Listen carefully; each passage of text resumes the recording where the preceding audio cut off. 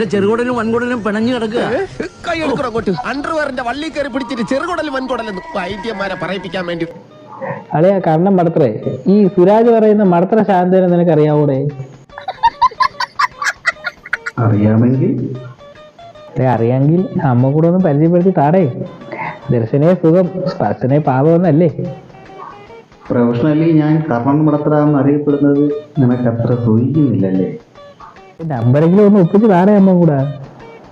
ശരിക്കും നമ്പർ വേണമെങ്കിൽ ഈ സുരാജിന്റെ അടുത്ത് തന്നെ ചോദിക്കേണ്ടി വരും. എൻ്റെ അറിവിൽ മടത്തറ 14 ശാന്തമാരുണ്ട്. അതിൽ 4 അപ്പൊ ആളുകൾ ഇതിനെ കുറിച്ച് നല്ലൊരു ഗവേഷണം നടത്തിയല്ലേ?